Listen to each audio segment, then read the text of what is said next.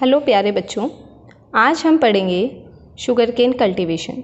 Sugarcane cultivation में first topic है आज का climate and soil for sugarcane cultivation.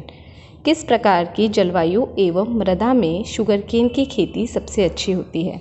Sugarcane जो है वो एक ट्रॉपिकल व सब ट्रॉपिकल क्षेत्र में उगाई जाने वाली फसल है। ट्रॉपिकल यानी उष्ण कटिबंधीय, सब ट्रॉपिकल को हिंदी में बोलते हैं, उप उष्ण कटिबंधीय क्षेत्रों में उगाई जाती है। इसको हॉट व ह्यूमिड कंडीशन की आवश्यकता होती है, गर्म एवं नमी की आवश्यकता होती है शुगर केन की फसल को। एवं इसकी वृद्धि के लिए इसको 20 से लेके 35 डिग्री सेंटीग्रेड तापमान टेम्परेचर की आवश्यकता होती है। और ये ऐसे क्षेत्र में उगता है जहाँ पे एनुअल रेनफॉल, वार्षिक वर्षा जो है 200 से लेके 225 सेंटीमीटर पे होनी चाहिए। इसके लिए सबसे अच्छी जो मृदा मानी जाती है सॉइल, वो होती है clayey loam soil. Clayey loam soil होती है चिकनी दोमट मिट्टी, इसकी ग्रोथ के लिए सबसे अच्छी मानी जाती है। वैसे तो शुगरकेन की खेती सैंडी सॉइल में भी हो जाती है, मगर बेस्ट सॉइल जो है वो क्ले लोमी सॉइल मानी जाती है। शुगरकेन की कल्टीवेशन के स्टेप्स, पहला जो है सोइंग यानी बुआई। जो स्टेम कल्टीवेशन करते हैं बेसिकली हमने पढ़ा था, जो शुगरकेन होता है उसमें नोड्स और इंटरनोड्स पाए जाते हैं। इन नोड पे बर्ड्स पाई जाती हैं और इस बर्ड से शूट बनते हैं। तो शुगरकेन कल्टीवेशन में जो बुवाई होती है, इसमें हम प्रोपोगेशन के लिए क्या करते हैं, जो मैच्योर स्टेम्स होती हैं प्लांट्स की, उसका जो अपर स्टेम्स होती हैं, ऊपरी भाग वाली जो स्टेम्स होती हैं, उनकी कटिंग करते हैं और ऐसे स्टेम को लेते हैं जिसमें कि हर कटिंग के अंदर एटलीस्ट 2 से 4 उसके अंदर क्या हो, नोड हो। ऐसी जो कटिंग्स होती हैं उन्हें हम क्या कहते हैं, बीज कहते हैं, सीड पीस और सीड सेट कहते हैं। तो देखिए, ईक का प्रवर्धन यानी प्रोपोगेशन के लिए परिपक्व स्तंभ के ऊपरी भाग की कर्तनों द्वारा किया जाता है। यानी कि जो इसकी बुवाई होगी उसके लिए शुगर केन की स्टेम की अपर पार्ट की स्टेम जो होंगी उनको लिया जाएगा। प्रत्येक जो कर्तन यानी जो प्रत्येक स्टेम होगी उसमें 2 से 4 पर्वसंधियाँ, एटलीस्ट 2 to 4 नोड्स होने चाहिए। और ऐसी कटिंग को हम क्या कहते हैं, बीज, सीड पीस और सीड सेट कहते हैं। इनको हम क्या करते हैं, खेत में जोतने के बाद में फरो लगा के खांच में इनको बो दिया जाता है। दूसरी विधि जो होती है बुआई की, सोइंग की, वो होती है रतुन विधि। रतुन विधि में क्या होता है, जो गन्ने का जो खेत होता है उसमें जब स्टेम की कटिंग की जाती है तो पूरी स्टेम को नहीं काटा जाता। जो अंडरग्राउंड स्टेम जो होती है उसको छोड़ दिया जाता है। बाद में फेवरेबल कंडीशंस आने पे वो अंडरग्राउंड स्टेम जो होती हैं उनकी नोड्स से जो बर्ड्स होती हैं वो प्राइमरी शूट व सेकेंडरी शूट को जन्म देती है, यानी नए पौधे का निर्माण होता है। तो देखिए, रतूनिंग विधि जो होती है, ईक परिवर्धन, इस विधि में फसल काटने के पश्चात जब हम अपनी पूरी क्रॉप मैच्योर होने पे उसकी कटिंग हो जाएगी, उसके पश्चात स्तंभ के भूमिगत बाद जो भी हमारी जो शुगर केन की जो स्टेम का अंडरग्राउंड पार्ट होगा उसको ज़मीन में छोड़ दिए जाते हैं। और वो जो अंडरग्राउंड पार्ट होता है वो फेवरेबल कंडीशन, यानी जब हॉट एंड ह्यूमिड क्लाइमेट्स हो, टेम्परेचर उनके अकॉर्डिंग हो, रेनफॉल हो, यानी अनुकूल परिस्थितियों में अंडरग्राउंड जो स्तंभ की पर्व संधियों में उपस्थित कलिका है, जो नोड्स में जो बर्ड्स होंगी वो नए स्तंभ का निर्माण करती है। इस विधि को हम बोलते हैं रतून विधि।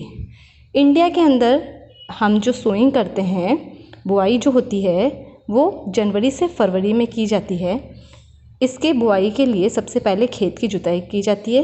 उसके बाद में खेत के अंदर इस तरीके से खांचे बना ली जाती हैं, फरोस नलियाँ बना ली जाती हैं। और इन नलियों के अंदर, मान लो ये खांचे, इस नली के अंदर हम एक सीड को रखेंगे और दूसरे सीड को इस तरीके से प्लांट करेंगे।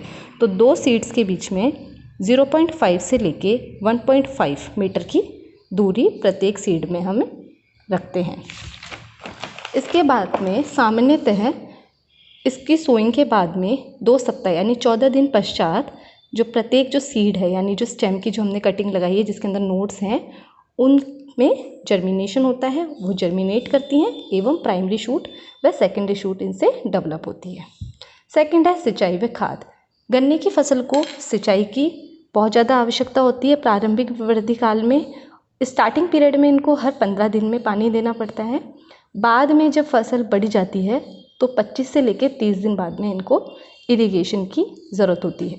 तो प्रारंभिक वृद्धि काल में 15 दिन के अंतराल से तथा इसके पश्चात 25 से 30 दिन के अंतराल से फसल को सिंचित किया जाता है एवं इसको फर्टिलाइज़र्स की भी ज़रूरत होती है। तो नॉर्मली जो ईख जो होती है मतलब शुगर केन होती है उसको पर हेक्टेयर 120 से लेके 150 किलो नाइट्रोजन, 75 किलो फॉस्फोरस व 75 से लेके 135 किलो पोटाश फर्टिलाइज़र की आवश्यकता होती है।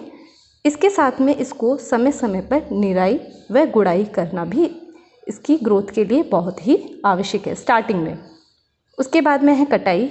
कटाई जब फसल जो होती है गन्ने की वो 10 से 15 माह में पकती है। तो पकने का पता ऐसे चलता है कि जो नीचे वाली जो लीव्स होती हैं गन्ने की वो पीली पड़ जाती हैं, तो फसल की पकाई हो जाती है।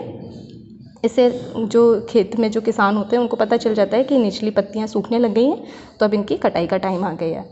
फसल 10 से 15 माह में पककर कटाई योग्य होती है। इस समय पौधे की निचली पत्तियां सूखने लगती हैं जब फसल पक जाती है। सामान्यतः जो कटाई होती है वो चाकू या दराती से की जाती है। उसके बाद में काटने के बाद में स्टेम को बंडल्स में कलेक्ट कर लिया जाता है एवं उनको बांधकर जो शुगर मिल्स होती हैं वहाँ पर भेज दिया जाता है, जिससे कि उनसे शुगर एवं अदर बाय प्रोडक्ट्स जैसे मोलासेस हो गया, बेगेसेस हो गया, वो ऑब्टेन किए जाते हैं।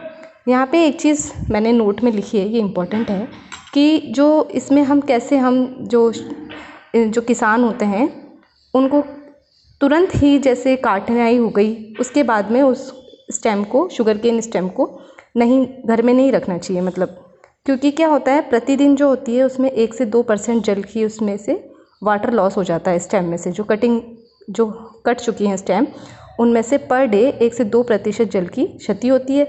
अब उसकी वजह से क्या होगा, जो उस स्टेम में जो शुगर कंटेंट होगी, जो शर्करा होगी, वो ख़राब हो जाएगी, उसका ह्रास होने लग जाएगा, डिटोरिएशन हो जाएगा, जिसकी वजह से फार्मर्स को इकोनॉमिक व क्वालिटेटिव दोनों तरीके के लॉस होते हैं। तो कटी हुई ईख में प्रतिदिन 1 से 2% जल की क्षति होती है, जिसके कारण इसमें शर्करा का डिटोरिएशन ह्रास होने लगता है। अतः कटाई के बाद ईख को अधिक समय तक रखने से इसकी आर्थिक व गुणात्मक हानि होती है, मतलब उनकी क्वालिटी एवं इकोनॉमिक लॉस भी होता है। क्योंकि अगर शुगर केन से अगर शुगर कम अमाउंट में निकलेगी तो जो फार्मर्स हैं उनको इकोनॉमिक लॉस होगा। तो इसमें याद रखने वाले जो पॉइंट्स हैं वो ये हैं कि शुगर केन एक ट्रॉपिकल क्लाइमेट और सब ट्रॉपिकल क्लाइमेट में ग्रो की जाती है। इसको हॉट और ह्यूमिड क्लाइमेटिक कंडीशन की ज़रूरत होती है एवं कल्टीवेशन में इसके 3 स्टेप हो गए: सोइंग, सिंचाई व खाद एवं कटाई। Thank you so much.